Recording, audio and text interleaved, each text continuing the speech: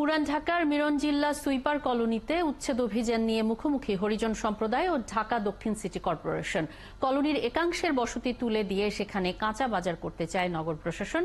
তারা বলছে, বহিরাগত ভূমিদস্যুরা জায়গাটি দখল করে সন্ত্রাস ও মাদকের অভয়ারণ্য বানিয়েছে।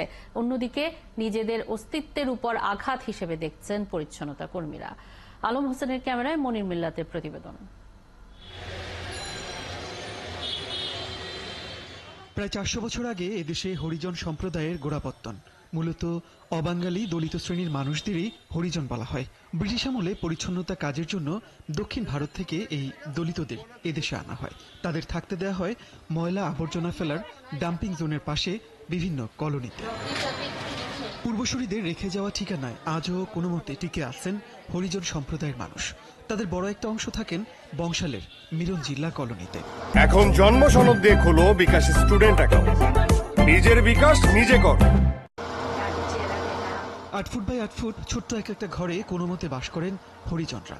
সমাজের চোখে তারা এখনো অস্পৃশ্য, তাই কলোনির বাইরে মেলে না বাড়ি ভাড়া। দেখা গেল যে একটা ঘর, ওইখানে 2জন 3জন পরিবার হিসাবে আমরা থাকি। এটা আমাদের বাপ দাদা কত পিরিয়ড আছে, আমাদের বাপ দাদারা 400 বছর থেকে এখানে থেকে গেছে। মিরনজিল্লা কলোনি জুড়ে এখনো উচ্ছেদ আতঙ্ক। 3.27 একর জমির 27% জায়গায় একটি স্থায়ী কাঁচা বাজার করতে চায় ঢাকা দক্ষিণ সিটি কর্পোরেশন। গেল জুন মাসের শুরুতে সেখানে উচ্ছেদ চালায় নগর প্রশাসন। ভেঙে দেওয়া হয় কয়েকটি ঘর। কিভাবে অবৈধ এখনো বুঝে পাচ্ছি না। আমার দাদুর মাকে আমি দেখেছি, তাহলে আমার বাবা যিনি আছেন ওনারা তাদেরকে কত আগে দেখেছেন। আমরা এখানকার নাগরিক, আমাদের কাছে স্মার্ট কার্ড, তারপরে আমাদেরকে অবৈধ বলে আমাদেরকে উচ্ছেদ করা হচ্ছে। বিষয়টি গড়ায় আদালতে। কয়েকজন আইনজীবীর আবেদনে সিটি কর্পোরেশনের উচ্ছেদে স্থগিতাদেশ দেয় আদালত। সংশ্লিষ্টরা বলছেন, অসহায় দলিতদের বাস্তুচ্যুত করা সংবিধান পরিপন্থী, কারণ তারাও এখন এই দেশেরই নাগরিক। এরা যদি উচ্ছেদ হয়ে যায়, এরা যাবে কোথায়?